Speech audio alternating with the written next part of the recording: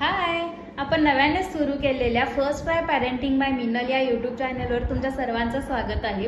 आपण या चॅनलवर आज बघणार आहोत फीडिंग म्हणजे बाळाची जन्मल्यानंतरची सगळ्यात जवळची गोष्ट आणि तसंच आईची सुद्धा बाळासाठीची सगळ्यात जवळची गोष्ट। पण फीडिंगसाठी आईला प्रश्न भरपूर पडतात।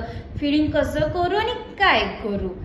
ठीक आहे, मी खूप लेडीजना आतापर्यंत बघितले बेबीला फीड करताना 2, 3, 5 मिनिट एका ब्रेस्टवरती फीड करतात आणि पटकन बाळाला नंतर दुसऱ्या ब्रेस्टवरती शिफ्ट करतात। मग होतं काय की तुम्ही एका बाजूला बाळाला जेव्हा 2-3 मिनिट फीड करता तेव्हा स्टार्टिंगला जे दूध येत असतं ते खूप थीन असतं, खूप पातळ असतं, जसं की पाण्यासारखं असतं ते दूध, आणि तेवढं बाळ पितं तोपर्यंत तुम्ही दुसऱ्या ब्रेस्टवर शिफ्ट करता। मग होतं काय, पातळ दूध पिल्यानंतर बाळ नंतर जे घट्ट दूध, थिक दूध जे येणार असतं ते तुम्ही पाजवायचंच राहिलं, तुम्ही ब्रेस्ट शिफ्ट केला। मग नंतर दुसऱ्या ब्रेस्टवरती पण हेच होतं, पहिला पातळ दूध येतं ते तुम्ही बाळाला पाजवता तोपर्यंत बाळाचं पोट भरल्यासारखं होतं, मग बाळ फीडिंग सोडतं। पण मग याच्यामुळे बाळाची भूक पूर्ण भागत नाही, बाळाचे वजन वाढत नाही आणि बाळ किरकिर करणं काय थांबत नाही।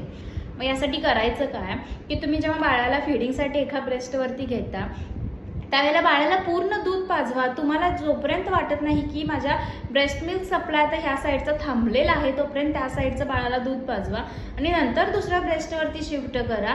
म्हणजे दोन्ही ब्रेस्टमधील पहिला थीन दूध येऊन नंतर जे थिक दूध येणार होतं ते सुद्धा बाळाला मिळेल आणि त्यामुळे बाळाची वाढ चांगली होईल, वजन वाढण्यास बाळाची मदत होईल, बाळ छान झोपेल, बाळाची किरकिरपणा कमी होईल आणि नक्कीच बाळ शांत झोपते आणि किरकिरपणा बाळाचा कमी होतोय, म्हणजे आईलाही निवांत झोप लागेल आणि शांत निवांत आई तुम्ही बनवू शकाल। तुम्हाला आजचा व्हिडिओ आवडला असेल तर नक्कीच लाईक, शेअर आणि सबस्क्राईब करायला विसरू नका।